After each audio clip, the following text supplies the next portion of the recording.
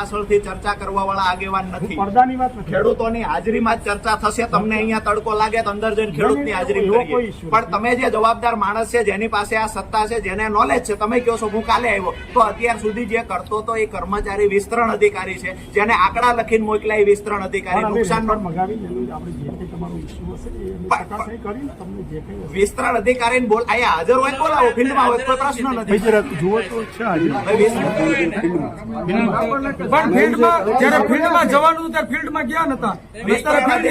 તમે ફોન લગાવો એ ક્યાં છે આપણે એને પૂછી લઈએ, ટેલિફોનિક પૂછી. આ સાહેબ પાસે ઘણી બધી સત્તાઓ છે, બરાબર છે. દરેક બાબતે નિર્ણય લેવાની સત્તા આ સાહેબ પાસે છે. એટલે આપણી રજૂઆત ખેતીવાડી વિભાગ દ્વારા આપણી સાથે જે અન્યાય થયો છે, તો એ રજૂઆત આપણે મામલતદાર સાહેબને કરીએ. સાહેબ પણ સારી વાત એ છે કે સાહેબ ખેડૂતના દીકરા છે, એટલે આપણી લાગણી માંગણી સમજ છે, આવી અપેક્ષા રાખીએ છીએ.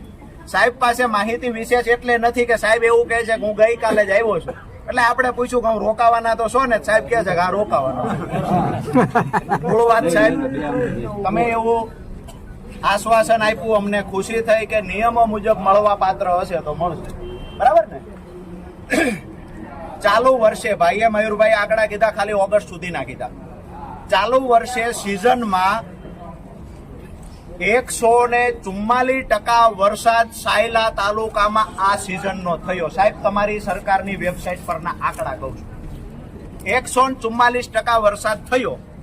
બાજુનો તાલુકો લીમડી, ચાલુ સિઝનનો 81% વરસાદ થયો. સાહેબ 81% વાળાને વળતર મળે, 144% વાળા ન મળે, આવો નિયમ હોય ખરા? ન હોય ને? બહુ સારી વાત છે, સાહેબે સ્વીકાર્યું આવો નિયમ ન હોય. માંગુ છું કે લીમડીના ખેડૂતોને પૂરતું નહીં પણ અધૂરું વળતર લીમડીના ખેડૂતોને મળ્યું છે. જ્યાં 81% વરસાદ હતો, 144% વાળા સાયલા તાલુકાના ખેડૂતનો શું વાક છે? મળવું જોઈએ કે ના મળવું જોઈએ? સાહેબે સ્વીકાર્યું કે મળવું જોઈએ. એટલે કદાચ સાહેબ તો પ્રમાણિક છે, આ ખુરશી પ્રમાણિક હશે, પણ કોઈકે તો ગોલમાલ કરી છે. અહીંયા મીડિયાના માધ્યમથી આંકડાઓ આપું આપને. 144% વરસાદ સિઝનનો સાયલા તાલુકાનો, 145% વરસાદ સિઝનનો ચોટીલા તાલુકાનો. તેમ છતાંય 81% વરસાદ સિઝનનો જ્યાં લીમડી છે ત્યાં ખેડૂતોને પૂરતા પ્રમાણમાં ત્યાંય નથી મળ્યું. જે સરકારમાંથી જાહેરાતો કરવામાં આવી કે બિન પિયત 11,000, પિયત વિસ્તારમાં 2 હેક્ટરની મર્યાદામાં 22,000 રૂપિયા મળશે, આ પૂરતું વળતર નથી મળ્યું. પણ થોડુંક લીમડી તાલુકાના 81% વરસાદમાં મળે તો 144% વરસાદમાં કેમ ન મળે?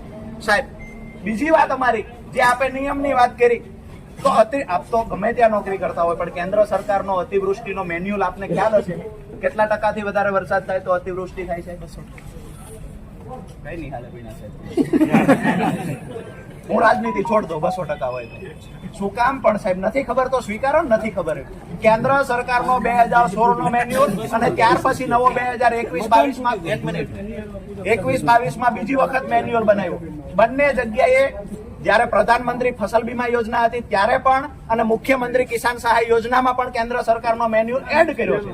બંને જગ્યાએ 120% કરતા વધારે વરસાદ જો સિઝનનો થાય તો એને અતિવૃષ્ટિના મેન્યુઅલ પ્રમાણે ગણી અને ખેડૂતને સહાય ચૂકવવી જોઈએ. આ કેન્દ્ર સરકારની ગાઈડલાઈન છે. અમારું દુઃખ અને દુર્ભાગ્ય, દુઃખ એ છે ખેતીવાડી અધિકારીને પૂછીએ કેટલા વીઘે હેક્ટર થાય તો કે નથી ખબર. સાહેબને પૂછીએ છીએ કે અતિવૃષ્ટિનો મેન્યુઅલ શું છે, જેની પાસે આખા તાલુકાની સત્તા છે એ સાહેબ કહે છે 200% હોય તો 200% વરસાદ ચાલુ સિઝનમાં કોઈ તાલુકામાં નથી પડ્યો. સાહેબ અતિવૃષ્ટિના મેન્યુઅલ પ્રમાણે સાયલા અને ચોટીલાનો સમાવેશ થાય.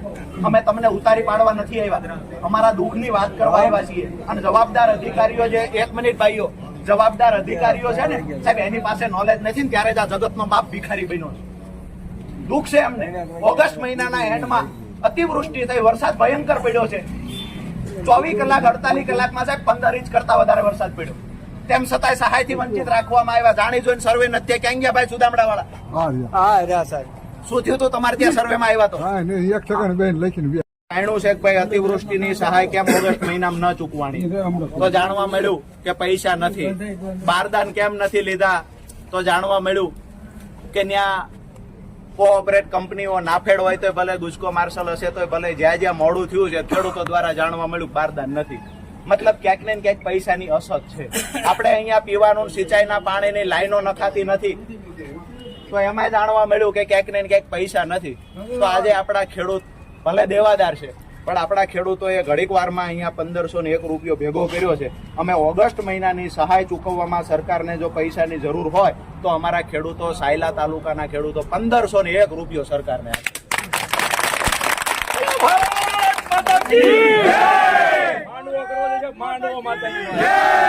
બીજી વાત એ છે કે હવે બાકી વાત રહી સપ્ટેમ્બર અને ઓક્ટોબરમાં જે કમોસમી વરસાદ પડ્યો. આપણે બધા માંગણી કરવા આવ્યા છીએ કે સપ્ટેમ્બર ને ઓક્ટોબરમાં સરકારે જાહેરાત કરી છે કે જ્યાં કમોસમી વરસાદ પડ્યો ત્યાં અમે સહાય ચૂકવશું. તો મામલતદાર સાહેબ મારફતે આપણે કહીએ છીએ કે સપ્ટેમ્બર ઓક્ટોબરમાં અમારે ત્યાં વરસાદ પડ્યો છે તો અમને સહાય મળવી જોઈએ. અને આ સહાય માંગવા આવ્યા છીએ અને ઓગસ્ટ વાળા પૈસા સરકાર પાસે નથી તો એને સહાય કરવા આવ્યા છીએ. સપ્ટેમ્બર ઓક્ટોબરના પૈસા માંગવા આવ્યા છે. બરાબર છે? તો આ 1501 રૂપિયો ભાઈ પટેલભાઈ, 2-4 ખેડૂતો ભેગા થઈ અને સાહેબને આપો. પત્રમાં એમ નહીં આપો, તમારા આવેદન પત્રમાં ડિટેલ નોટ સાથે લખી નાખો. નોટ સાથે ભાઈ નથી લખવાનું સાહેબ અમારે. એમને ખબર નહીં પડે તો અમારે ક્યાં, એ તો તમારા માણસો ને કયો, અમે થોડા એવા ભણેલા ગણેલા છીએ. પૈસા દેવાના બે માણસો બેસાડું, તમારા માણસો ને કેજો લઈને